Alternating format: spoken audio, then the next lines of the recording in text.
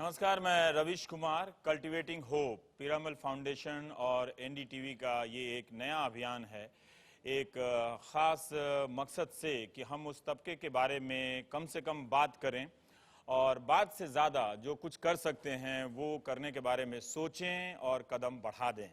हम किसानों की बात कर रहे हैं, जिसे आप अलग अलग इलाकों में खेडूत, रैयत, रायतू, जिम्मेदार, ज़मींदार, फार्मर और अब थोड़ा सा हाई क्लास कल्टीवेटर भी कहते हैं। लेकिन अक्सर जब भी हमारे और आपके सामने से ये खबरें गुजरती हैं कि इस देश में 20 साल में लगभग 3 लाख किसानों ने आत्महत्या की है, और इस वक्त जब हम बात कर रहे हैं आपसे, कोई ना कोई इस देश में किसी न किसी हिस्से में इस देश के कोई किसान अपनी ज़िंदगी के बारे में बहुत महत्वपूर्ण फैसला, दुखद फैसला कर रहा होगा। हम सब इन बातों को देखकर कई बार मुझे व्यक्तिगत रूप से लगता है कि तमाम कोशिशों के बावजूद हम उतना नहीं कर रहे हैं जितना हमें करना चाहिए, और ख़ासकर वो हिस्सा जिससे हम लोग आते हैं, जिससे मीडिया आता है, जिससे समाज का वो हिस्सा आता है जो देश के तमाम मसाइल, मसलों और इश्यूज़ पे बात करता है और जो सरकारों को और समाज को दोबारा से प्रभावित करता है, इन्फ्लुएंस करता है। उसकी बातचीत में किसान नहीं है, और है भी तो बहुत रूटीन की तरह से है, एक बेचैनी की तरह नहीं है। जैसे वो तमाम अन्य मुद्दों पर बेचैन होता है कि दिल्ली की हवा क्यों इतनी ख़राब हो रही है, अभी कोई कुछ क्यों नहीं किया जा रहा है, या हमारी सीमा पर सुरक्षा के साधन इतने कमज़ोर क्यों हैं, क्यों नहीं अभी कुछ किया जा रहा है, अर्थव्यवस्था के बारे में क्यों नहीं अभी कुछ किया जा रहा है।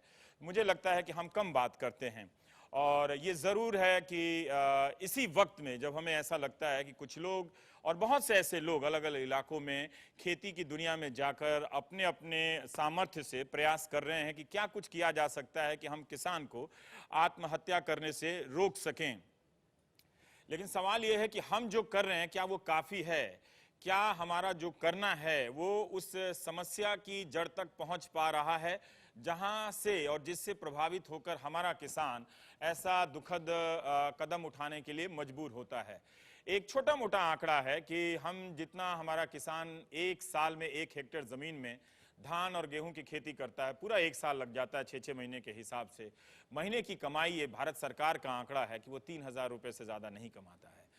तो जिसकी लागत इतनी ज़्यादा हो और जिसकी कमाई 3,000 रुपये हो, और ज़मीन के इतने बड़े हिस्से में, और जिसका उगाया हुआ खाकर हम स्वस्थ हो जाते हैं, वो कम है। और क्या हम इन सब समस्याओं के बारे में कुछ कर सकते हैं, बात कर सकते हैं? इसी से जुड़ा हुआ हमारा ये अभियान है, कल्टिवेटिंग होप। तो इस अभियान के ज़रिए हम बात करेंगे कि आप सभी देश के अलग अलग हिस्सों में जो कुछ कर रहे हैं किसानों के लिए, उन अनुभवों को जो हम सोचते हैं, बहुत सारे ऐसे लोग जो अच्छी नीयत वाले हैं अक्सर हमसे भी पूछते हैं कि वो क्या कर सकते हैं, वो करना चाहते हैं। तो क्या ऐसे लोगों को जोड़ा जा सकता है, एक मंच पर लाया जा सकता है कि जिनके अनुभवों का फ़ायदा किसानों को हो, और इनके एक मंच पर आने से सरकार पर भी दबाव पड़े कि वो और कुछ करे, वो जितना कर रही है उससे ज़्यादा करने के लिए मजबूर हो, ताकि नतीजा जल्दी से आए। तो हम इसमें बात करेंगे, हमारे साथ देश के अलग अलग हिस्सों से, पंजाब, तेलंगाना, विदर्भ से भी किसान आए हैं जो इस समस्या से प्रभावित हैं, उनके परिवार के लोग भी हैं, और नौजवान साथी भी हैं हमारे। और मंच पर स्टेज पर अजय पीरामल साहब हैं, चेयरमैन पीरामल ग्रुप के, और अक्षय कुमार जी हैं, फिल्म अभिनेता हैं। और आपकी एक अच्छी आदत है कि आप अपना काम के बारे में बात नहीं करते हैं, लेकिन जिक्र करना ज़रूरी है कि आपने, नाना पाटेकर ने, जो किसानों के लिए अपने सीमित संसाधनों से जो कुछ भी किया है, वो 1,00,000-2 लाख रुपए की बात नहीं है, करोड़ की बात नहीं है। वो ज़्यादा बड़ी बात इसलिए है कि उस तबके से लोगों ने ये सोचना शुरू किया है कि क्या हम कुछ कर सकते हैं। तो उस पहली पहल के लिए तो आप लोगों का स्वागत किया ही जाना चाहिए। और पीरामल साहब, आप भी अपने ग्रुप की तरफ से यहाँ आने से पहले, जुड़ने से पहले प्रयास करते रहे हैं, और आप भी अपने इस अभियान के बारे में संकोच करते हैं कि नहीं बात करेंगे, पर मुझे लगता है कि आप दोनों को मैं उकसाऊंगा कि आप बात करें, ताकि जो कर रहा है वो और आपकी तरफ महसूस करे कि कर सकते हैं। राजस्थान के इलाकों में, गाँव में जो आपके ग्रुप का अनुभव है, हम ये जानना चाहते हैं कि अगर आप बता सकें कि वहाँ जाकर जो आप दिल्ली में बैठकर, मुंबई के कॉरपोरेट हाउस में बैठकर किसानों के बारे में सोच रहे थे, और वहां जाकर जो आपने देखा उस सोच में क्या बदलाव आया, क्या ऐसी कमी नजर आई कि जो हमारा किसान ठीक ठीक वैसा नहीं कर रहा है जिसकी वजह से उसे इतना घाटा सहना पड़ रहा है, और तीसरी बात कि आपने उसमें किस तरह का इंटरवेंशन किया। आप देखेंगे कि भारत जितनी भी प्रगति करे लेकिन तब भी किसानों का जो मैक्सिमम पॉपुलेशन एम्प्लॉयमेंट है वो किसानों के साथ ही रहेगा, चाहे आगे जीडीपी कितनी भी बड़ी हो। तो भारत तो अपने विलेजेस में ही रहता है, और इसीलिए हम लोग गए थे गाँव में और देखे कि काफ़ी हालत ख़राब है। अगर आप देखेंगे हेल्थ केयर के बारे में बात करूँ तो आज भारत बोलते हैं कि मेडिसिन्स में, फार्मास्यूटिकल्स में बहुत आगे बढ़ गया है, देश विदेश के दूसरी कंपनियां भी देख रही हैं। लेकिन तब भी अगर आप रूरल इंडिया में जाएंगे तो सिर्फ आप देखेंगे कि 40% लोग आज मॉडर्न मेडिसिन का उपयोग कर रहे हैं। बहुत लोगों को आज आप कोई एक छोटी सैराडोन जैसी दवा भी नहीं मिलती है जो अपने रोज रूटीन में देखते हैं। दूसरी चीज़ हमने देखा कि जो पानी है उसमें बहुत मिनरल्स जो हैं, हैवी मेटल्स हैं, उसके कारण जब से बच्चा बड़ा होता है, जैसे पैदा होता है, उस समय से ही उसके पेट में खराबियां हो जाती है। और भारत में स्टंटेड जो लोग बोलते हैं वो बहुत ज़्यादा है, लोगों की हेल्थ खराब है। तीसरा हमने देखा कि एजुकेशन की स्तर में भी आज जो सर्व शिक्षा अभियान है उसके कारण सभी बच्चे स्कूल में आने लग गए हैं, लेकिन जो शिक्षा की क्वालिटी है वो बहुत ख़राब होती जा रही है, ताकि जो आज 5वीं कक्षा में बच्चा है वो एक दूसरी कक्षा जैसे बच्चे की ओर से पढ़ाई करता है। और इसके कारण क्या हो रहा है कि पब्लिक स्कूल्स में लोग नहीं जा रहे हैं, और एक किसान जिसकी आप आमदनी बताए इतनी कम है तो भी उसको यही इच्छा है कि अपने बच्चे कोई प्राइवेट स्कूल में जाए और वहाँ ज़्यादा फीस दे। 30-30 हज़ार रुपये की फ़ीस होती है साल की। तो पूरा इसके कारण सभी लोगों के बहुत, उनकी जो ज़िंदगी है उसमें बहुत कठिनाइयाँ हैं, और इसीलिए। पर क्या आपको लगा जब आपने उन स्कूलों में अपने लोगों के ज़रिए स्किल ट्रेनिंग दी कि पढ़ाई का स्तर थोड़ा बढ़ाया जाए, इन सब बातों से उनके खेती करने के तौर तरीके में कोई बदलाव आया, उनके आत्मविश्वास में कोई बदलाव आया क्या? बिल्कुल बहुत बदलाव आ रहा है, क्योंकि एक तो खेती, जब देखिए जब आप पढ़ाई लिखाई करते हैं, जब एजुकेटेड होते हैं तो काफ़ी आजकल इन्फॉर्मेशन मिलता है, गवर्नमेंट भी काफ़ी इन्फॉर्मेशन देती है, और भी साधनों के साथ आजकल कनेक्टेड वर्ल्ड है। लेकिन अगर आप पढ़ाई नहीं किए हो तो उसका आप बेनिफिट ले नहीं सकते हैं। प्राइसिंग का क्या, जो आप प्रोड्यूस करते हैं उसकी क्या मार्केट की प्राइस है वो भी नहीं मालूम रहती थी। लेकिन ये सब पढ़ाइयों से इसका फ़र्क तो पड़ता ही है। और हमने गवर्नमेंट काफ़ी सारी पॉलिसीज निकालती हैं, तो फार्मर्स को बिकॉज ऑफ एजुकेशन ना होने के कारण उनको पता भी नहीं होता है तो किस पॉलिसीज के साथ चले, कैसा हो। So that makes a lot of differences and he is right. और अक्षय, जब आप गए महाराष्ट्र के एक इलाकों में जिन किसानों ने आत्महत्या की, उनके परिवारों की मदद के लिए, इससे पहले जब जागे तब सवेरा हिंदुस्तान में कहते हैं, आपने क्या महसूस किया कि इनकी समस्याओं का कारण क्या है? मतलब कोई आदमी ऐसे ही हिम्मत हार के अपनी ज़िंदगी ख़त्म तो नहीं करेगा, क्योंकि हमारा किसान पूरी ज़िंदगी भर हारता है, वो लगाता है फसल, मौसम से लड़ता है, उससे हारता है, वो तो हार कर ही जीना जानता है, लेकिन वो आत्महत्या की सीढ़ी तक कैसे पहुंच जाता है? जनाब ऐसा है कि सबसे पहले तो मैं आप लोगों को बताऊं कि nature is the biggest cause कि बारिश सही समय पर ना होना, या कभी भी जब बारिश को ना होना है तो बारिश हो जाती है, उसके कारण क्रॉप्स को बहुत सारे प्रॉब्लम्स होते हैं। फिर गवर्नमेंट फाइनेंस जो कंपनी है वो सब शहरों में नहीं होती, सब गांवों में नहीं होती है, और इन सब चीज़ों की वजह से वो फिर उन लोगों से ले लेते हैं पैसे, रिश्वत ले ली, और नहीं रिश्वत नहीं, उन लोगों से अपना इंटरेस्ट पे पैसे ले लेते हैं और अपनी ज़मीन उस पे लगवा लेते हैं, दाव पे लगा देते हैं, और फिर पैसे ना देने के कारण इंटरेस्ट लेवल इतना बढ़ जाता है, देन उनके पास और कोई तरीका नहीं रहता है कि अपनी ज़िंदगी वो। और प्लस मैंने एक और बात भी देखी है कि there are some policies government की कि अगर आपका फार्मर मतलब आत्महत्या कर ले या मर जाए तो गवर्नमेंट कुछ पैसे देती है। तो उनके दिमाग में ये बात आ जाती है कि मैं अगर अपनी जान दे दूं तो एक तो लोन से भी बच जाएगी मेरी फैमिली और मेरे परिवार वालों को पैसे भी मिल जाएंगे। That is an amazing, that's a wrong concept which they have, which हमको उनको बताना चाहिए कि ऐसा नहीं होए तो बेटर रहेगा। और जहाँ तक रहा सवाल मेरे जाने का, मैंने सच कहें तो मैं गया नहीं हूँ मराठावाड़ा में, जहाँ ये जितने भी फार्मर्स हैं, लेकिन पर आप दिल्ली के मुख्यमंत्री से भी मिले जी, वाटर कंजर्वेशन के लिए उनको भी पता आपने चला था पैसा तो दिया। उन्होंने जी। मुझे बुलाया था और जस्ट मुझे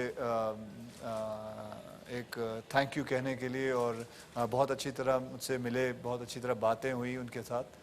एंड बट बेसिकली मैंने यही देखा है बहुत सारी प्रॉब्लम्स खास करके आंध्र प्रदेश में है, महाराष्ट्र में है, यहाँ के किसानों में ये जो सुसाइड की प्रॉब्लम है ये बहुत ज़्यादा है इस साइड। एक और भी है कि बात मुआवजे से या उसकी रकम बढ़ा देने से आत्महत्या नहीं रुकती है, क्योंकि सवाल है कि जो लागत है किसान की वो इतनी बढ़ती जा रही है कि उसके अनुपात में कीमत नहीं मिल रही है और इस चेन को कोई तोड़ नहीं पा रहा है।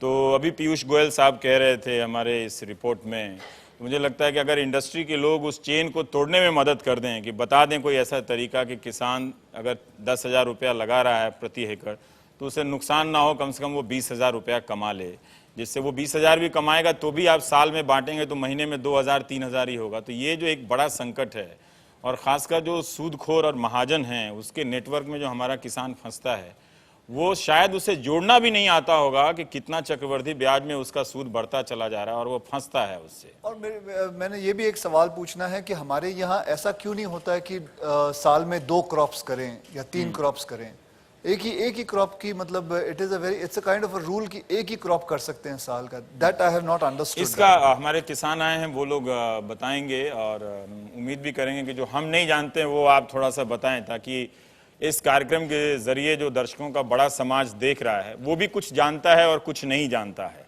तो ये इस समस्याओं पे कम से कम पहली बात हो कि हम बात करना शुरू करें, वो हिस्सा जिसके ओपिनियन का असर सोसाइटी पर पड़ता है और गवर्नमेंट पे पड़ता है। उमा सुधीर हैं हमारी सहयोगी, और आंध्र प्रदेश में इन्होंने काफ़ी शिद्दत से सीरियसली कवर किया है फार्मर्स सुसाइड को, और उमा के साथ बच्चे भी हैं और एक परिवार के सदस्य भी हैं। उमा, हम ये भी जानना चाहते हैं कि जो आपने कवर किया है, आत्महत्या किसी एक फसल से करने वाले जितने किसान हैं, क्या वो एक फसल की खेती से जुड़े हुए हैं? क्या जो दूसरी फसल उगा रहे हैं उनमें भी आत्महत्या कर रहे हैं किसान, उन फसलों के किसान भी, या ये किसी खास फसल से जुड़ा हुआ मामला है? Initially, the understanding was that it is essentially the farmers who are moving towards cash crops, who are having high intensive, high input agriculture, who are committing suicide. But now we are beginning to see that it is not just cotton farmers who are committing suicide. You have people who are cultivating paddy, people who are cultivating wheat. We are talking about rich states like Punjab. They are committing suicide. You have farmers across crops, in fact, committing suicide, and that's where perhaps the question of remunerative prices comes in. Akshay, in fact, mentioned about climate change or rains not being predictable, monsoon not being predictable. That is a big challenge. Again, the temperatures going up, and wheat can't be cultivated in those. Even the temperature goes up a little bit more. That is going to be a huge challenge. Food security issues are there. And we have been on NDTV, in fact, covering for the last 15, 17 years, perhaps the only channel that has had drought as headlines, farmer suicide deaths as headlines, trying to make that link to civil society and farmers. I, in fact, have with me 3 young children, all 3 of them orphaned by agriculture. Sadly speaking, I should not put it that way. Perhaps the policies that are around agriculture, it's not really agriculture itself. This is Swami, this is Vinoda, and we have Naveen. And all 3 of them, in fact, have lost their parents to this. And that's where perhaps the civil society initiatives are so much more important, because we're talking about, see, just the statistics, 2003 to 2013, some 90 lakh farmers have given up farming. Where have they gone? Are there any jobs that have been created in the mainstream for these farmers to leave farming? We feel very happy that we must go from farming to service sector or industry to service sector, but that is not happening. These are the people who become the industrial labor, the labor which we see on the fields, in every street corner, the people are standing there asking for jobs, waiting. They become those very marginalized people in the cities, and that's where I think the civil society contribution is going to be huge.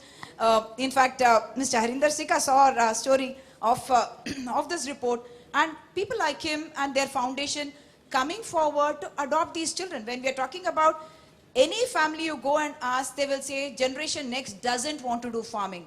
Every farmer family you go to, I have asked this question to every single farmer family, and I've been covering farmers for 15 years at least, and every single farming family will say it is not sustainable, and therefore we would like to go on. And that's where I think contributions like him, who are saying they're going to support these children, because these 3 children would have become bonded labor had it not been for the foundation coming forward and helping them. Even now, every child like this goes for cotton picking. Their schedule is 4 o'clock in the morning, they get up, they go to cotton pick, 8 o'clock they come back, then they are going to school, and then they get their midday meals, they cook their own meals. In fact, they have no support at all. And for children like that, I would in fact like to ask Mr. Harinder, sir, what is it that made you want to सिक्का come साहब forward को हम and मंच speak पे ही about बुला लेते हैं, please आइए सर जी। उमा, आप अपना सवाल पूछ लीजिए।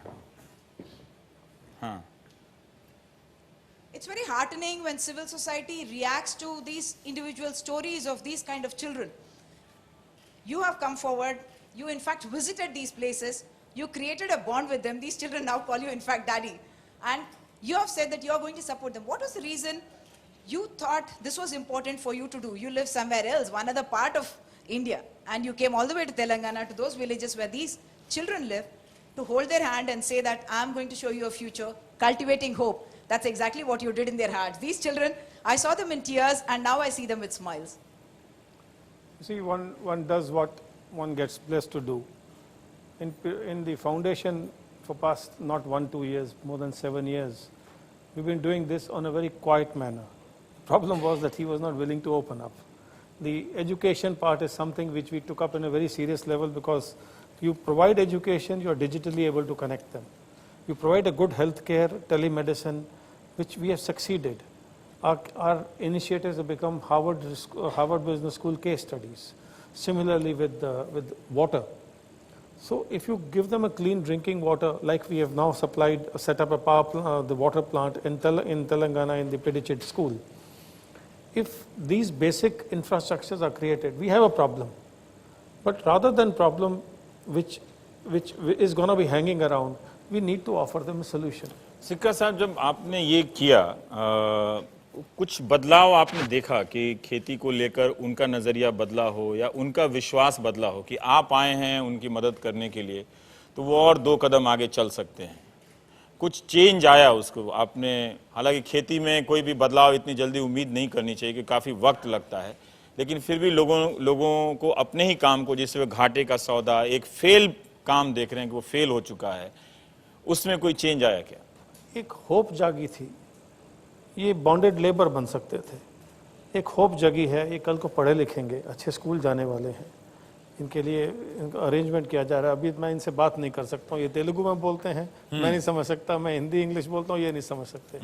बट लेकिन आप कर तो रहे हैं ना, इसलिए भाषा प्रॉब्लम नहीं है, नियत की बात है। नियत की बात है। बट मैंने बहुत पहले एक बार सुना था, आज से 20 साल पहले, जब मैं इस कंपनी में नया आया था, तो एक छोटा सा लेक्चर किसी ने दिया था।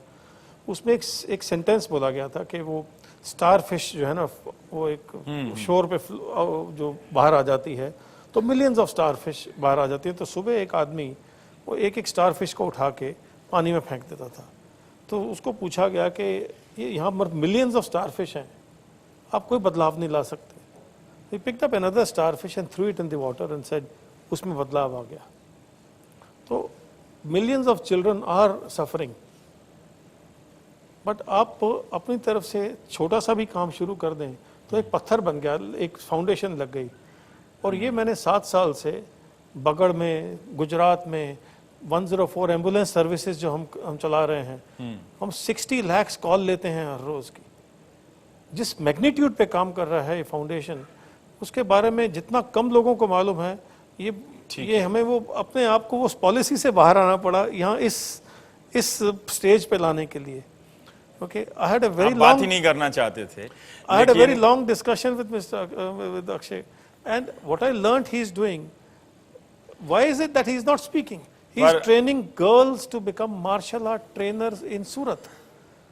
Problem is that अगर आप लोग बात करेंगे, जैसे आपकी एक रिपोर्ट ने मुझे तेलंगाना ले गया, अगर हम लोग इस केस स्टडीज को डिस्कस करेंगे, आप ये बताना चाहेंगे कि पिरामल फाउंडेशन गेट्स फाउंडेशन के साथ जुड़ी हुई है, ओके, बहुत लंबे अच्छे प्लान्स हैं, क्योंकि ये ज़रूरी है कि हम बात करें। और मेरी ये जो नया समाज बना है सोशल मीडिया का, उससे एक थोड़ी सी शिकायत रहती है, क्योंकि वो कई मुद्दों पर ठीक ठाक बात करती है, प्रेशराइज करती है, लेकिन जब भी मैं देखता हूं कि किसान अपनी मांग को लेकर दिल्ली की तरफ आते हैं तो वो कई तरह के भय से घिर जाती है। तो ऐसा लगता है कि उस समाज में एक डिस्कनेक्ट बना है किसानों को लेकर।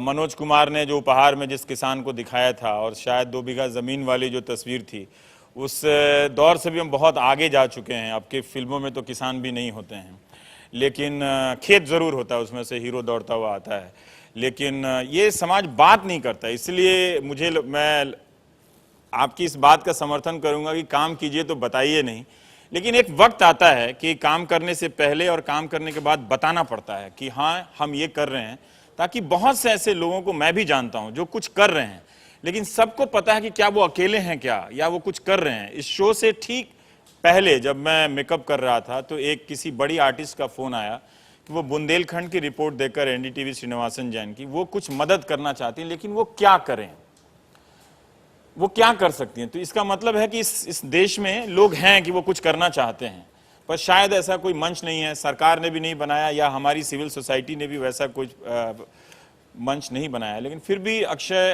आप भी क्या इससे आप गुजरे क्या कि हम क्या कर सकते हैं?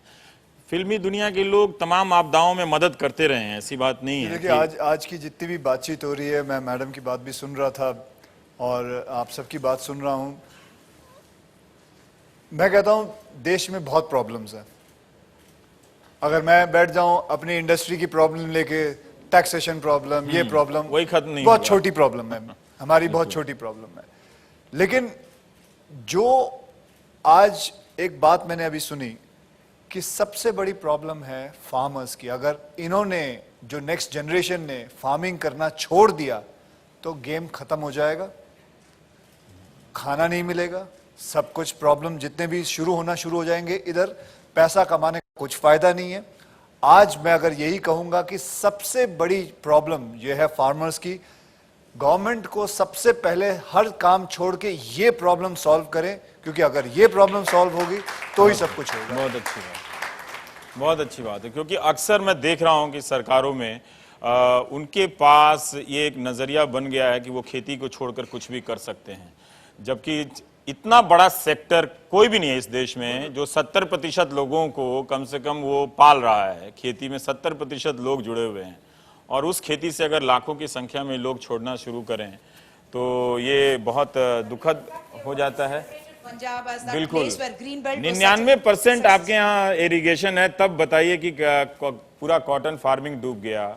और आपके यहाँ से तो किसानों के नेता आया करते थे, बात होती थी, पंजाब के कोई राजनेता होता तो पहले पंजाबी से पहले लगता था ये किसान नेता है। We talk about the contrast where you don't have irrigation sources and borewell is the source, and a state which has huge amount of irrigation and yet we are reporting farmer suicide deaths. आप बैठ के ही बताइए। बैठ के बताइए। एक चीज बताइए जरूर कि हम क्या नहीं समझ रहे हैं जो सरकार करती है। देखिए, हम लोग भी रिपोर्ट करते हैं कि सरकार ने ये ऐलान कर दिया, क्या हम ऐसा कर सकते हैं और क्या वो होना चाहिए जिससे सारे हमारे जो नौजवान पीढ़ी है उस पर बात करे कि ये वो कारण है जिसकी वजह से आपकी खेती डूब रही है और आपके साथी लोग आत्महत्या कर रहे हैं। रवि जी, पहले तो मैं आपका बहुत धन्यवाद करता हूँ एनडीटीवी का, जिन्होंने किसानों की समस्या बारे ये बड़ा कार्य शुरू किया, क्योंकि जो किसानी का संकट है पूरे देश में बहुत बड़ा गहरा संकट है। इसके ऊपर बहुत बुद्धिजीवी आप जैसे लोगों ने बहुत बहुत बड़े जिक्र किए। देखो, हम लोग जो पंजाब है एक खेती प्रधान सूबा है, क्योंकि हमारे बहुत लोग फार्मर भी रहते हैं, खेती भी करते हैं, लेकिन जो आज हालत हमारी पंजाब की खेती की है वो बिल्कुल बहुत ही माड़ी हालत में गुजर रही है। उसका कारण किया, देखो मालवा पट्टी में जो 12,000 एकड़ था नरमे की पट्टी थी, उसका किसान का कोई कसूर नहीं था। किसान ने बीज बुआ, नरमा हुआ, उसको कोई जो बटरफ्लाई आई या जो चिट्टी मक्खी आई या कपास की, हाँ, उसके लिए जो दवाई दी गई वो नकली दवाई दी गई, उस दवाई ने काम नहीं किया। 33 करोड़ की दवाई जो है खेतीबाड़ी विभाग का जो डायरेक्टर है मंगल सिंह, उसने उसमें कितना फर्जीवाड़ा पर किया। इसमें एक और चीज है, ये मैं केस जानता हूं कि जो क्लाइमेट चेंज हुआ उसकी वजह से बारिश जो आपके यहाँ पंजाब में मानसून के समय हुआ करती थी वो पहले हो गई मार्च अप्रैल में, जिसके कारण गर्मी का मौसम जिसको गर्म होना चाहिए था वो कम गर्म हुआ, जिसकी वजह से ये वाटर वाइट क्या बता रहे थे वो जो कीड़ा है, कीड़ा, हाँ, वो उसकी संख्या बढ़ गई और उसने हमला किया। देखो दवाई का भी वो बात आप सही कह रहे हैं कि उस दवाई का भी एक खेल है कि कभी सही पता नहीं चलता, हर बार उसका एक नया वर्जन आता और हर बार आप फेल करते हैं। लेकिन ठीक है, फिर भी अगर वो नहीं होता तो क्या आपकी जितनी लागत थी वो निकल जाती, क्या कमाई उतनी होती? वो क्यों नहीं होती है? ये जो मौसम का है, ये मौसम का टाकरा भी सरकार ने करना होता है, किसान ने नहीं करना होता। ये सब जो कुछ है उसके लिए जो मौसम खराबा होता है उसके लिए फंड होते हैं, किसान की मदद करनी चाहिए। लेकिन किसान की कोई बांह फड़ने में के लिए तैयार नहीं, चाहे कोई देश की हिंदुस्तान की सरकार है, ठीक है, चाहे सूबों की सरकार है। हम लोग आलू की खेती किया पंजाब के अंदर, हम 3 फसलें करते हैं। बोलते थे अशपर जी आप 3 खेती करें तो कुछ हो सकता है। हमारे पंजाब के अंदर अभी क्या हुआ, कुछ दिन में जो हम मटर की खेती करते हैं, तीसरी फसल बोलते हैं, हमारा जिला नवांशहर और हुशियारपुर के अंदर NSC कंपनी है, नेशनल सीड कारपोरेशन, जिसने डुप्लीकेट बीज दे दिया किसानों को। हिंदुस्तान के इतिहास में पहली बार जो मटर के बीज की कीमत हुई 26,000 क्विंटल। अभी जो अक्षय साहब ने जो बात कही है वो ये एक बड़ी समस्या है कि इसको समझना जरूरी है।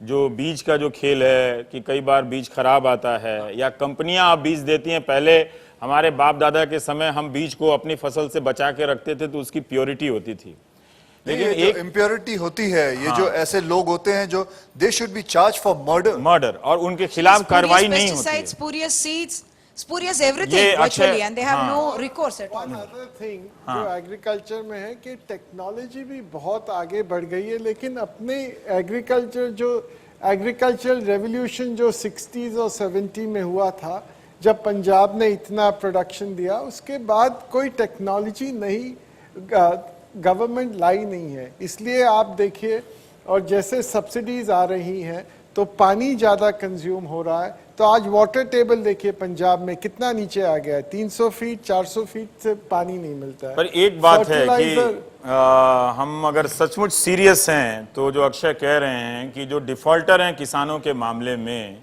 उन पे बहुत कड़ी कार्रवाई होनी चाहिए और नहीं होती है। ये लोग आकर बताते हैं। जो अक्षय का सवाल रह गया कि हम ने एक खेत में एक ही फसल क्यों उगाते हैं, तो ये भी हुआ, हमें स्वीकार करना चाहिए कि हम कंपनियों पे इतने निर्भर होते गए हैं कि जो बहुफसली व्यवस्था थी कि एक ही प्लॉट में हम गन्ने को, मैं भी गांव-गांव में घुमा हूं जी, तो इस दूरी पे जो गन्ना लगाते हैं तो बीच में हम हल्दी भी लगा सकते थे, पहले लगाते हैं पंजाब में, तो मटर भी लगाते थे। तो होता ये था कि गन्ना अगर फेल कर गया तो कुछ हल्दी तो निकल आई उसमें से, है ना, या तो कुछ सब्जी निकल आई, उससे कुछ निकल आती थी। तो हमारा वो अनुभव खत्म होता जा रहा है, क्योंकि किस खेती करने वाले लोग जब खेती छोड़ देंगे तो कौन बचेगा? जो नई पीढ़ी आएगी, बाप दादा रहेंगे नहीं बताने वाले कि कहाँ से है। विदर्भ से हैं हमारे साथ तिवारी जी, अगर आप बता सकें तो हमें और ज़्यादा समझने में आसानी होगी कि अक्सर कारण बताइए कि क्यों ये नतीजा होता है। क्योंकि बहुत प्रयास हम सुनते हैं कि सरकार ने ये कर दिया, हमने बहुत सारी रिपोर्ट की, होता क्या है? क्या हमारे समझने में, बताने में कोई कमी है, या फिर जो किया जा रहा है वो दरअसल वो किया ही नहीं जा रहा जो किया जाना चाहिए? हम कुछ और कर रहे हैं आपको बहलाने के लिए। नहीं, आपने जो कहा जो करना चाहिए वो नहीं हो रहा और जो नहीं करना चाहिए वो हो रहा है। लेकिन 2 मुद्दे अक्षय जी ने एक सवाल उठाया कि ये मोनोक्रॉपिंग क्यों होती है, एक ही फसल क्यों होती है, और एग्रीकल्चर से इनकम नहीं आ रहा, ये विषय आपने रखा। और दूसरा, मैं पहली बार किसी फाउंडेशन के चेयरमैन से बात सुन रहा था कि ग्रामीण व्यवस्था में सार्वजनिक शिक्षा, सार्वजनिक आरोग्य और पानी ये बहुत बड़ी समस्या हो गई। मैं विदर्भ प्रांत से आ रहा हूं, ये तो विधवा है और इसकी जमीन 1-2 करोड़ की और 2 लाख के लिए पति ने आत्महत्या की, 2 लड़कियों को पाल रही है। यह एक बंजारा समाज से आए जिसके समाज में करीबन 10,000 किसानों की आत्महत्या है। विदर्भ और मराठवाड़ा प्रांत में तो पूरा बर्बाद हो गया। क्लाइमेट चेंज अक्षय जी ये 2 साल की समस्या है, पर आत्महत्याएं ये तो 2001 से हो रही है। मैं बताता हूं कि यह चीज ऐसी है कि हमें फसलें दी गई, नकदी फसलें अब वो इतनी क्यों बढ़ गई, और बीज भी हमें दिए गए, वो नकदी फसलों के ही बीज थे। तो मेरे एरिया में तो 90% नगद फसल लेने लगे लोग, जो ज़्यादा पानी की फसल है, और उसके बीज देने वाली कंपनियां आ गई और उस पर मारने की दवाइयां आ गई। इंडिया में रेगुलेटर नहीं है और आज़ादी जो बीज की थी वो भी चले गई। तो एक मुद्दा है खेती का। रेगुलेटर किस तरह का? जो ये बीज देते हैं, जो भी अक्षय ने कहा कि मर्डर का चार्ज लगाना चाहिए, तो ये अच्छी किस्म की बीज दी या नहीं दी, इन सब को बीज और जो कीटनाशक दवाइयां हैं, अगर उसमें खराबी पाई जाती है, तो जैसे हम टेलीफोन सेक्टर में कहते हैं कि TRAI होना चाहिए, आप वैसा रेगुलेटर चाहते हैं? नहीं, मैं रेगुलेटर की बात क्यों कह रहा हूं कि न तो आप क्वालिटी को कोई कंट्रोल कर रहे हैं, ना क्वांटिटी को कर रहे हैं। और मर्डर की तो बात दूर, इनके यहाँ जो अभी दवाई दी थी व्हाइट फ्लाई के लिए, उसको 100 रुपया भी दंड नहीं हुआ। अभी सीड की कंपनियां ऐसी हो गई, लेकिन सरकार अपनी जवाबदारियों से जा रही है। लेकिन एक मुद्दा इन्होंने उठाया कि अगर ये नकदी फसलें इतनी लेंगे तो अनाज उगाने वाले लोग कहाँ जाएंगे? नहीं, इन्होंने ये नहीं कहा। इन्होंने कहा कि एक बार में हम एक ही फसल उगा रहे हैं, पूरे साल में 2 फसल क्यों उगा रहे हैं? क्या हम ज्यादा नहीं उगा सकते? नहीं, ये चीज इसलिए भी नहीं है क्योंकि पंजाब में 3 फसल लेते क्योंकि पानी है। मैं उस इलाके से आ रहा हूं जहां ज्यादा से ज्यादा किसानों ने आत्महत्या की है। वहां किसानों के पास पानी की व्यवस्था नहीं है। तो अभी हमने महाराष्ट्र के अंदर, जिसके लिए मैं उनका धन्यवाद देता हूं अक्षय जी का, कि जिन्होंने हमें बहुत बड़ी राशि दी है। हमने हर नाला, हर नदी को रोक के किसान दूसरा पानी ले, इसके लिए प्रयत्न किया है। मैं इस बात के लिए पीरामल फाउंडेशन को गुजारिश करूंगा कि महाराष्ट्र के अंदर वो सार्वजनिक शिक्षा, ठीक है, पीने का पानी और स्वास्थ्य सुविधा, इसके लिए कुछ काम आप करें। इरिगेशन जो महाराष्ट्र की बात करेंगे, 10 साल में महाराष्ट्र ने इरिगेशन में गवर्नमेंट ने 70,000 करोड़ रुपए लगाए हैं, उसका कोई रिजल्ट नहीं है। और उसका नहीं, उनकी रिपोर्ट है गवर्नमेंट की कि 0.1% इरिगेशन बढ़ा है सिर्फ। तो कहाँ गया ये पैसा? और इसके वो कोई एक और रिपोर्ट सवाल क्यों है। नहीं मान? पर नहीं, अजय पर जी, ये हाँ, ये बात- पूछना नहीं, चाहिए कि इसके कहाँ गया पैसा? इसके कारण आप देखिए विदर्भ और मराठवाड़ा में ये 10-15 साल से हर साल, चाहे बारिश हो या नहीं हो, देश में उधर अकाल पड़ता ही है। We have been speaking about the farmers not getting remunerative prices.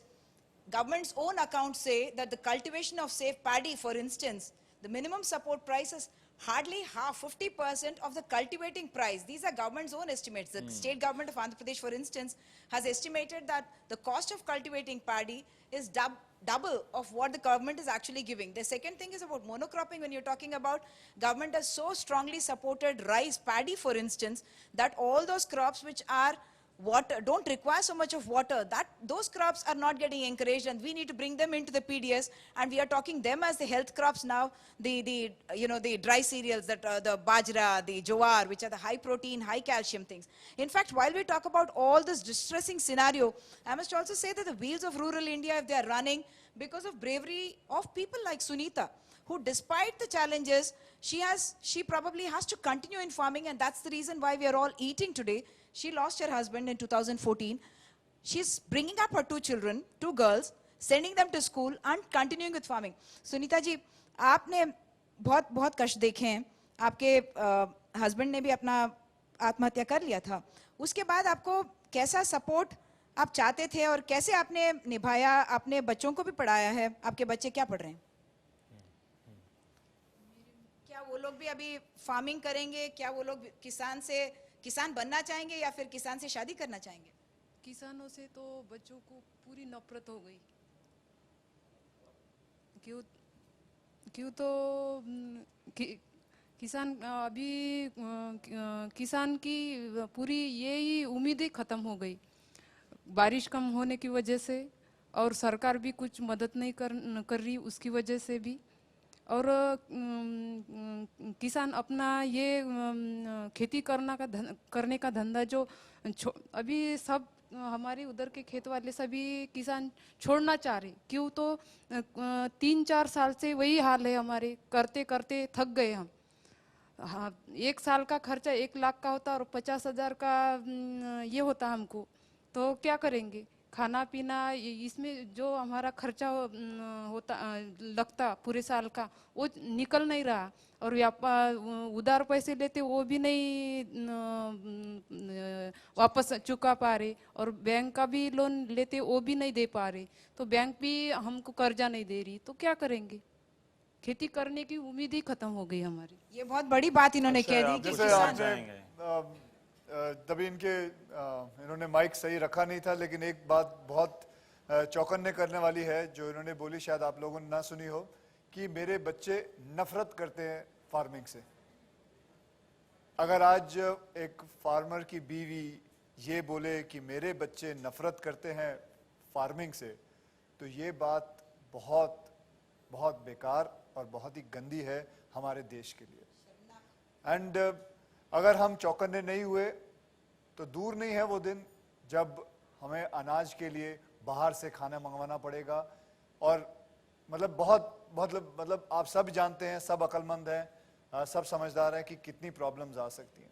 मैं तो यही कहूँगा कि बहुत सारे जो यूथ हैं, अगर ये प्रोग्राम देख रहे हैं, जो ये सोचते हैं कि हम कंप्यूटर में जाएंगे, हम बाहर जाएंगे, हम डॉक्टर बनेंगे, ये करेंगे, why can't they start thinking, वो भी अगर ये सोचना शुरू करें कि हम फार्मर बनेंगे। वो फार्मर अगर वो भी बनना शुरू करें and they use brains, technology, they use the education, अगर वो लोग ये करें तो इन फार्मर्स को भी बहुत सारी मदद हो सकती है और ये लोग भी ऊपर आ सकते हैं, बिकॉज इनको और बहुत सारी नॉलेज मिल सकती है। And I would request all the youth who are watching this, please get into this. It's a great, मतलब बहुत ही अच्छा प्रोफेशन है। Agriculture is one of the best profession and you will do a great favour for our country. Akshay ji ने कहा कि farmers बोल रहे हैं, लेट मी जस्ट से कि ये program is about cultivating hope. और जो यूथ है, मुझे लगता है कि इसमें बहुत होप है। हम लोग एक फेलोशिप रन करते हैं हमारे पिरामल फाउंडेशन में, जिसका what we call Gandhi fellowship and Piramal fellowship. उसमें कुछ 200-250 लोग हम लोग रिक्रूट करते हैं एवरी ईयर, जो बेस्ट कॉलेजेस में हैं, कई IIT से हैं, कई इंजीनियर्स हैं, और बोलते हैं इन्हें कि आप 2 साल अपनी लाइफ की रूरल इंडिया में डिवोट करें। और आपको ये सरप्राइज होगा कि 12,000 लोग, बच्चे या यूथ अप्लाई करते हैं फॉर ओनली 200 पोजीशंस हर साल। तो ताकि दैट मीन्स के कई यूथ हैं, जैसे आप अक्षय जी बोल रहे थे, that who want to give back to the country। और 12,000 लड़के, अच्छे कॉलेज से, लड़कियां, सभी IIT, सभी engineering best 50 best colleges of India से अप्लाई करते हैं।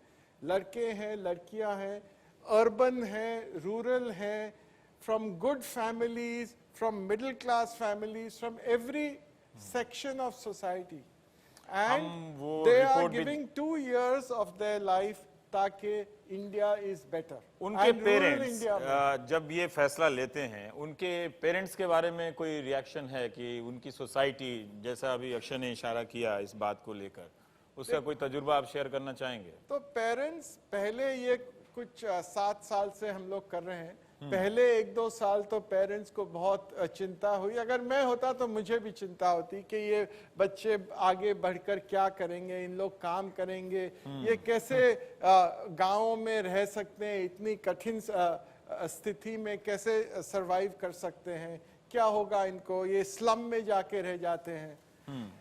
लेकिन अब मुझे लग रहा है जैसे ये बढ़ती जा रही है इनकी संख्या, तो लोगों को थोड़ा, पेरेंट्स को कुछ न कुछ थोड़ा बहुत तो झिझकते हैं, लेकिन ये बच्चों का जो एंथुजियाज्म देखते हैं, इनका डिटर्मिनेशन देखते हैं, तब पेरेंट्स भी मान जाते हैं। 20,000 मेरे हिसाब से बहुत अच्छी संख्या है, तब आप जब आप अपने काम के बारे में बताना नहीं चाहते, लेकिन फिर भी अलग अलग जगहों से अगर लड़के अप्रोच कर रहे हैं। I'll give you another very interesting example. It is shocking and it's time that India takes a note of. 12 lakh children enjoy midday meals and foundation has a big role in that. So we went to government कि हमें आप 200 ग्राम rice देते हैं, हमें ये 200 ग्राम नहीं चाहिए, हमें सिर्फ 90 ग्राम चाहिए, क्योंकि राइस ही खाली नहीं देते हैं, उसमें दाल जाती है, घी जाता है, इंग्रेडिएंट्स जाते हैं। तो हमारे लिए 100 ग्राम राइस वेस्ट है, उसको हमें मेंटेन करना पड़ता है, पेस्टिसाइड लगाना होता है, वो rat problem so and so fourth. हम गवर्नमेंट को बार बार लिख रहे हैं और गवर्नमेंट हमें पिछली बार भी बोला कि बाकी स्टेट्स तो बाकी लोग तो ज़्यादा राइस मांग रहे हैं, और भी ज़्यादा इसको इंक्रीज करिए, 250 ग्राम करिए, 300 ग्राम करिए। We try to tell them कि एक बच्चा, वो सामने आपके बैठा है, ये 50-100 ग्राम से ज़्यादा राइस नहीं खा सकता एक टाइम में मिड डे मील में। सो कितने करोड़, कितने हजार करोड़ का एनुअल मिसयूज, अब्यूज राइस का हो हम रहा अपने है। मकसद में सही जगह पर हैं कि कम से कम लोग बात करें इन अनुभवों के बारे में, तो सरकारों को भी लगेगा कि वो फैसला ले लेंगे कि हाँ ठीक है कि पब्लिक भी बात कर रही है। अभी तो सरकारों को ये भी डर लगता है कि पता नहीं पब्लिक कैसे रिएक्ट करेगी खेती किसानी के मामले में। आपका जो राजस्थान का काम है वो हम रिपोर्ट यहाँ पर दिखाना चाहते हैं, जिससे लोग और हमारे दर्शक भी जुड़ सके कि क्या हो रहा है इन सब प्रयासों के जरिए।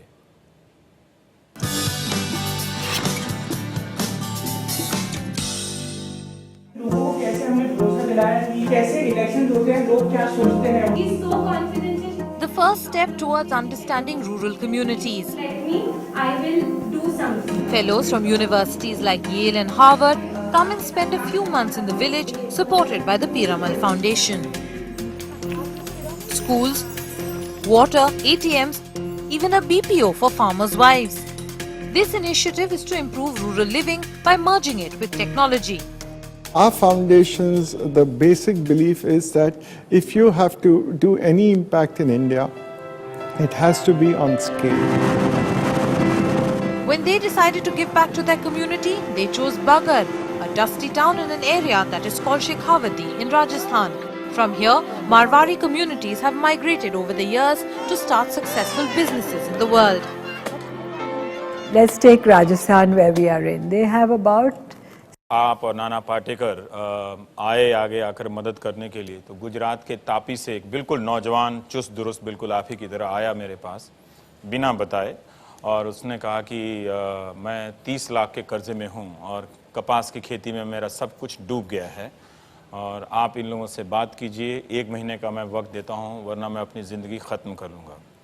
मेरी काफ़ी हालत ख़राब हो गई, लेकिन मैं उस नौजवान से काफ़ी संवाद करता रहा, बात करता रहा कि अपने और विकल्प देखो। हम सब भी अपनी ज़िंदगी में कई बार सड़क पर आ जाते हैं, कुछ नहीं होता है। खैर, अब वो इतना भरोसा देता है कि अब उस तरह के कदम वो नहीं उठाएगा, लेकिन उम्मीद करता है कि कोई मदद कर दे और प्रयास कर रहा है। काफ़ी उसमें जोश है। क्या आपको लगता है कि वो एक केस हो सकता है, लेकिन इतनी हताशा अगर जिस खेती में हो जहाँ लाख रुपया लगा के 50,000 रुपया भी नहीं मिले, हम कुछ इनको साइकोलॉजिकल हेल्प कर सकते हैं, फिजिकल हेल्प कर सकते हैं? ऑब्वियसली सबसे बड़ा काम तो गवर्नमेंट को करना है। मैं तो ये कहूँगा आज का जो प्रोग्राम है ये आपके एनडीटीवी पे आएगा, बस कोई लोग देखेंगे कोई लोग नहीं देखेंगे। मैं तो कहूँगा इसकी डीवीडी बना के गवर्नमेंट के सारे ऑफिसर्स को भेजें, आप मेरी तरफ से भेज दें ताकि वो देखें अगर उन्होंने शायद प्रोग्राम मिस कर दिया हो। प्लस जहाँ तक साइकोलॉजिकल का सवाल है, यस बहुत सारे लोगों को उनसे मतलब जैसे आपने कहा कि आपने उनसे बात की और बात करके उन्हें समझाया एंड उसे उस मोड़ से बाहर लेके आए। एंड आई एम श्योर कि जिस हिसाब से आपने बात की होगी, you must have spoken to him very well. आज ही की बात है, मेरा बेटा स्कूल से आया, थोड़ा उखड़ा हुआ था, नाराज था, एंड मेरी मतलब समझ में नहीं आया और साइकिल लेके समुंदर किनारे पे चला गया साइकिलिंग करने। और फिर मैंने फ़ोन करके उससे बात की और कहा, dad I am in lot of stress, मुझे बहुत प्रॉब्लम हो गई है। क्या हुआ बेटा? डैड होमवर्क है, फिर मुझे स्पोर्ट्स पे जाना है, फुटबॉल खेलना है, ये बहुत सारी चीज़ें कर रहा हूँ मैं, और आप भी कहते हो फिर स्पोर्ट्स पे मुझे कराटे करना है, ये करना है, तो मैं I can't cope up with it. And I was just thinking about his stress and I realized that I should just make him understand कि इतना स्ट्रेस ना लें, इस चीज़ को आराम से प्यार से इसको समझाया मैंने, and I got him back. So ये जो छोटी छोटी चीज़ें इनको समझाना, it is a very essential thing and that makes a lot of difference. अब वहाँ रूरल एरिया तक कौन कौन जाएगा, उसके लिए क्या क्या करना है, ये तो आपको गवर्नमेंट ही बता सकती है. हम जितनी बहुत छोटी बहुत मदद कर रहे हैं, सर तो बहुत हिसाब से, मेरे हिसाब से मैंने इनके बारे में बहुत पहले भी सुन चुका हूँ. मुझे सर मिलने आए थे और इन्होंने इनके पिरामिड फाउंडेशन के बारे में बहुत सारी चीज़ें बताई, and I am so glad that some people are doing something like this. And अगर मैं ये कहूँगा कि अगर आपको मेरी भी ज़रूरत पड़े कहीं तो ज़रूर बोलिएगा. And but yes, this makes a lot of difference अगर लोग फार्मर्स से बात करे और उनसे कहे कि ये करना सही नहीं रहेगा. साइकोलॉजी जो अक्षय जी कह रहे हैं उसके बारे में कुछ बोलना चाहता हूँ. पहले तो थैंक यू वेरी मच कि आपका offer, because you can make a lot of difference. But psychologically इसलिए हम लोग 11 स्टेट्स में आज असम से लेके कर्नाटक, महाराष्ट्र, राजस्थान में ये हेल्पलाइन शुरू किए हैं. 24/7 हेल्पलाइन है जिधर लोग फ़ोन कर सकते हैं, कोई प्रॉब्लम्स आती है या कोई डॉक्टर के पास जाना. It's a health helpline. जैसे ये बात को मैंने देखा, मैंने और नाना पाटेकर साहब ने हमने छोटा मोटा काम किया. आपको मैं बता नहीं सकता हूँ कि मेरे पास कितने लेटर्स आए हैं कि भले हमें अभी तक पैसा कुछ नहीं, मतलब आप छोटे छोटे हिसाब से मदद कर रहे हैं, लेकिन हमें अब बहुत अच्छा लगा कि हमारे बात कोई शहर में बैठ के कर रहा है. So psychologically they also felt better.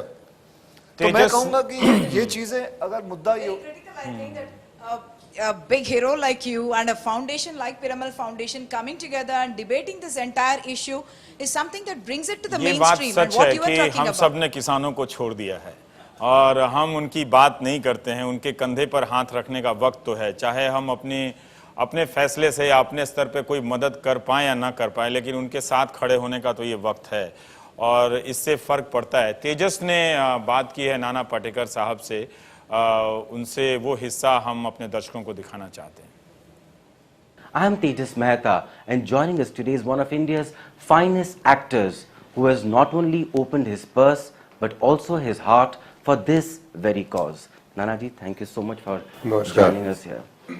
Nana ji, हमने पिछली बार 1-2 महीने पहले मिले थे. लातूर में आप पैसे बांट रहे थे, लोगों से मिल रहे थे और आपकी आंखों में भी आंसू आए थे. देख रहे थे कि जो विधवाएं वहां थी, of farmers who had killed themselves in this crisis. How did this entire change, if I may ask, come about in you to go out and help people? मैं वहीं से तो आया हूँ, मेरी भी गुर्बत वही थी. मैं भी 2 रोटी के लिए तरसता था. अब वो हालात नहीं रहे, लेकिन वो दिन तो याद है, वो भूल नहीं सकता. और कुछ नहीं, एक दिन मैं ऐसे ही टीवी देखते हुए बैठा था तो जिन्होंने आत्महत्या की थी उनके घर वालों थे, उनका इंटरव्यू चल रहा था. माता पिता, बीवी, बच्चे, किसी के चेहरे पे कोई एक्सप्रेशन ही नहीं थे. बिल्कुल बूझे हुए, समझ में नहीं आ रहा था. उनको जो सवाल किए जाते थे वो उसका जवाब वो समझ भी पा रहे थे या नहीं मालूम नहीं. मैंने कहा यार ये इतना कुछ हो रहा है और मैं चुप बैठा हूँ. मेरे पास क्या है, मैं क्या कर सकता हूँ, मेरे पास थोड़े से पैसे हैं, मैं दे सकता हूँ. मैं जब गया वहाँ औरंगाबाद से, मुझे क्या 1-1.5 घंटा 1.5-2 घंटे लगे होंगे भीड़ में जाके. एक ही साथ तुम देखो, अगर वहाँ महसूस ऐसे हुआ कि नहीं है भाई ये काम कभी खत्म होने वाला नहीं. अक्षय, अपने प्रोग्राम के हम आखिर में पहुंच रहे हैं. हालांकि ये शुरुआत है. आप सबसे छोटे छोटे शब्दों में कुछ ऐसी बात कहिए जिससे समाज बात करे और जिससे किसानों को लगे कि हाँ ये बात हमारे बारे में अब बात हो रही है. मैं वही बात को दोहराऊंगा वापस से. यही बात कहूँगा कि हमें अब हमारे देश को भारत देश को किसानों के बारे में बहुत सबसे इम्पोर्टेंट जिसे कहते हैं ना प्रायोरिटी बेस, उस मुद्दे को सबसे आगे लाना चाहिए और इसके बारे में सोचना चाहिए, क्योंकि अगर ये सही रहेगा तो देश सही रहेगा। उसके बाद बाकी जितनी भी प्रॉब्लम्स हैं, जो भी मुद्दे हैं, उसके बाद उसे फेस करें, लेकिन सबसे पहले किसानों का मुद्दा सॉल्व करें। अजय साहब, ये जो किसानों का मुद्दा है, ये ऐसे चर्चा आप कर रहे हैं एनडीटीवी और अक्षय जी के साथ, आई थिंक इसको और बढ़ाना चाहिए ताकि एक्शन हो। और इसमें एक्शन चाहे छोटा हो बड़ा हो, हर व्यक्ति कुछ न कुछ इसमें अपना कंट्रीब्यूशन कर सकता है। और अगर सभी लोग हम लोग मिल जाएंगे तो बिल्कुल कल्टिवेट होप होगा। एंड आई थिंक जो प्रॉब्लम्स है सामने, उसका सोल्यूशन भी निकाल सकते हैं। एक चीज़ जो हम कहना भूल गए, बहुत ज़रूरी है, विमेन जो हैं वो रूरल इंडिया में मेल डॉक्टर के पास नहीं जाती हैं, they prefer dying. And this experiment which we carried out foundation did in 5-7 years, जिसमें टेलीमेडिसिन और वहाँ के एक लोकल दाई को एक्सपर्ट बना के, now this project should spread out. No एक ऑर्गेनाइजेशन उतना ही लिमिटेशन कर सकती है, 200 करोड़ लगा देंगे आप, 500 करोड़ लगा, but the problem is massive. So if government and other corporates can come forward. ठीक, समस्या जितनी बड़ी है सबको आना पड़ेगा, क्योंकि ये जो इलाका है खेती का वो एक से नहीं होगा, लेकिन बड़ी एजेंसी इसमें सरकार है, उसको लीड करना चाहिए और उसको अपने लोगों में भरोसा रखना चाहिए। जितनी सरकारें हैं देश की, वो किसानों के लिए अच्छी नीयत से अगर कुछ करना चाहे तो लोग आएंगे, कंपनियां भी आएंगी। और ज़रूरी है कि हम बात करें कि जो समस्या क्या है, वो लागत और मुनाफे की समस्या है। इस देश में बात होनी चाहिए कि आय इनकम कमीशन बनाया जाना चाहिए, प्राइस को लेकर, रेगुलेटर को लेकर, इस पे बात कीजिए। आप सारे नौजवान इंटरनेट पे सर्च कीजिए कि दुनिया के देशों में क्या ऐसा किया गया है कि किसान ने अगर 1000 लगाया है तो उसे भी उतना मुनाफा मिले, क्योंकि उसका उगाया हुआ हम काफी सस्ते दरों पर खाते हैं। तो इस पर आप बात कीजिए, चर्चा कीजिए, ट्विटर हैंडल पे जाके बड़े बड़े नेताओं को लिखिए कि सर आप किसानों के बारे में सोचिए, और आपको भी जो लगता है कि हम क्या कर सकते हैं, अगर आपके हिसाब से कोई एक सुझाव है तो जरूर भेजिए। #FarmersForFuture Movement। आप एनडीटीवी 10 बड़े अच्छे सुझावों को लेकर एक तरह से आगे बढ़ेगा और उस पर भी हम लगातार रिपोर्ट करेंगे। ये हमारी शुरुआत है कि हम एक ऐसा मंच तैयार करना चाहते हैं जिसमें आपके अनुभवों को हम बड़े और दशकों के समाज से हम साझा करें, सरकार को भी एक फीडबैक मिले कि हाँ ये किया जा सकता है, ये हम जो कर रहे हैं शायद पूरा नहीं है, लेकिन बात करने का वक्त आ गया है। अब अगर आप चूकेंगे तो देश को एक ऐसे संकट में पहुंचा देंगे जिसका समाधान शायद उतनी जल्दी नहीं मिलेगा, शायद आप अपनी जिंदगी में ना देख पाएं, क्योंकि दूसरी तरफ अपनी जिंदगी से हार रहा है। उसे हारने से आपको बचाना पड़ेगा, और आप जहां भी हैं, जिस भी उम्र में हैं, अपने अपने स्तर पर प्रयास कर रहे हैं तो हमारे तरफ से बधाई। अपना अनुभव साझा कीजिए, और नहीं कर रहे हैं तो सोचिए, क्योंकि इतने व्यस्त जिंदगी में रहने के बाद भी अगर ये लोग कर सकते हैं तो आप और हम क्यों नहीं कर सकते हैं। ये वक्त है किसानों का, किसानों के लिए और उनके बारे में सोचने का। तो सोचना शुरू कीजिए, बात करना शुरू कीजिए। नमस्कार।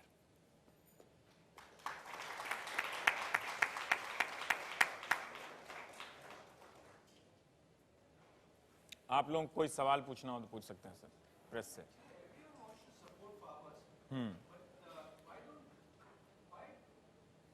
Everyone wants.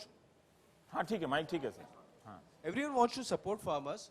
The point is, why can't we have a system where they can directly sell or something? I don't know, like they get the right price to what they work hard for.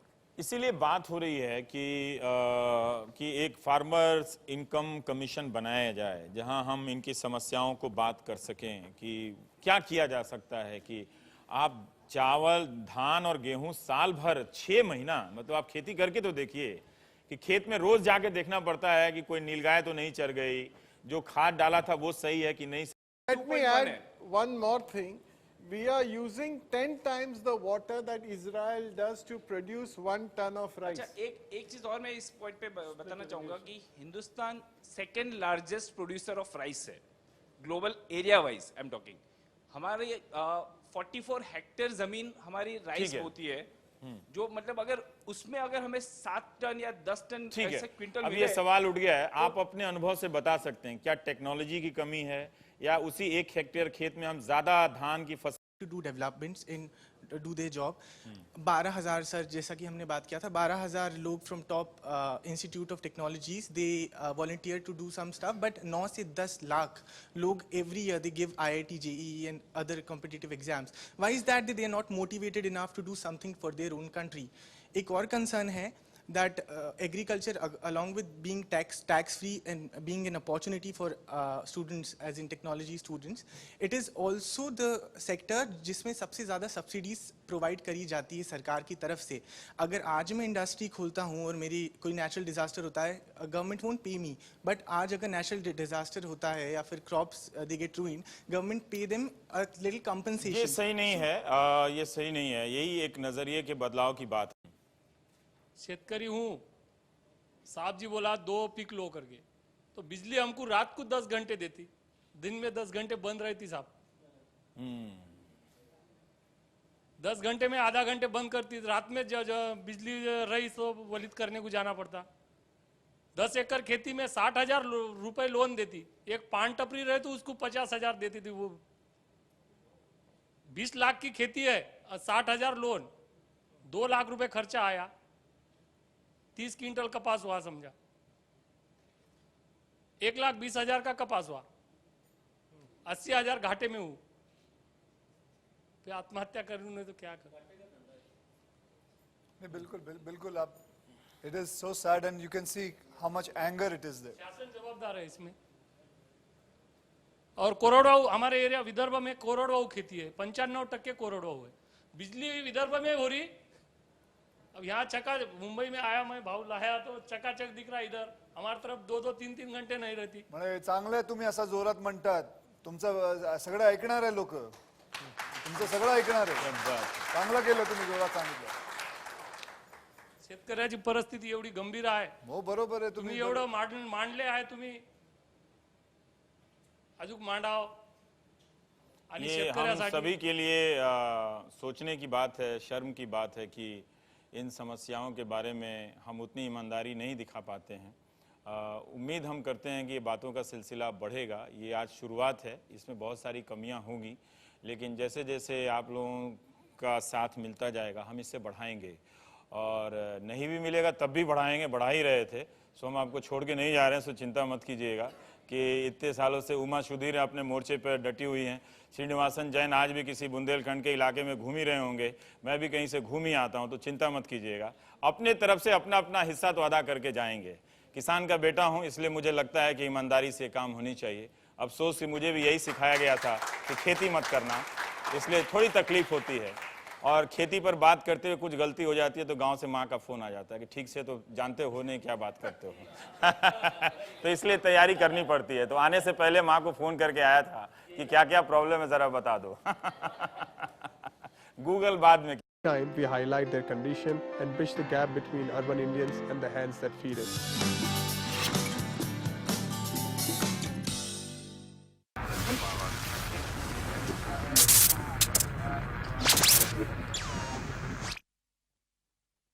मेरा नाम रंजीत कटियाल.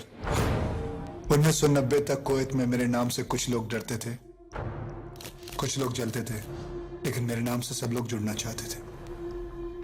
मगर उसी साल अगस्त में हालात हम पे ऐसे हावी हुए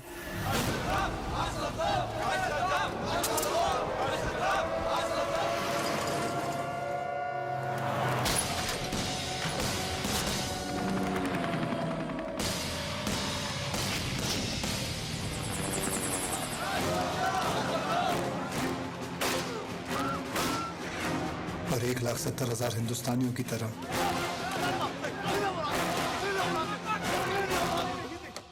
इस नाम की भी कोई कीमत नहीं रही.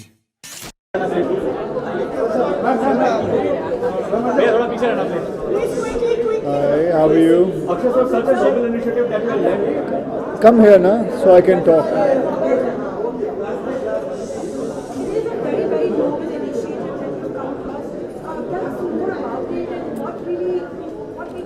Well, I think it's the best thing is about if you see the Piramal Foundation, I've known about this whole foundation, what they kind of things they're doing.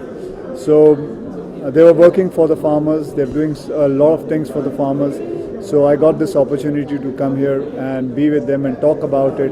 And it's a small little voice which we are trying to raise. And that's why we got, if you see, there were a lot of farmers also inside. Because I personally feel I asked the channel to get farmers and to talk to them because they are the right person to talk about what the problem is, rather than we just discussing about it, because we being in a city wouldn't know about it. They would know more about it. So they've come here. It is such a lot of things, like eye-opening things, like one of the farmers was saying that about pesticides, duplicate kar lete hain un log, and because of that the crops actually dies, and that like compels them to commit suicide, and a lot of other things which I myself have learnt it, because I don't come from a background of being a farmer, but I can feel it, and it was very heart touching to me.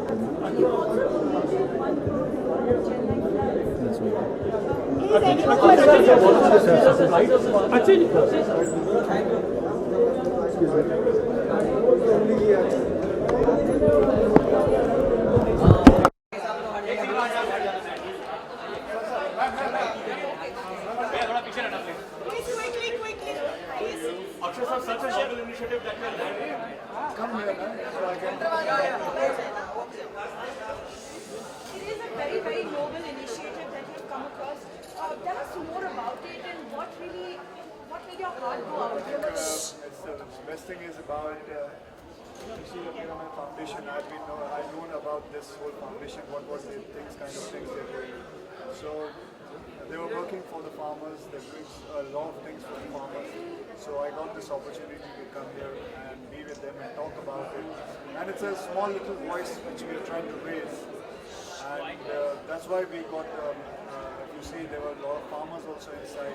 Because I personally feel I asked the channel to get farmers and to talk to them, because they are the right person to talk about what the problem is, rather than we just discussing about it, because we being in a city wouldn't know about it. They would know more about it. So they've come here. It is such a lot of things, like eye-opening things, like one of the farmers was saying that about pesticides, duplicate kar lete hain un log, and because of that the crops actually dies, and that like compels them to commit suicide, and a lot of other things which I myself have learned it, because I don't come from background of being a farmer, but I can feel it, and it was very heart touching to me.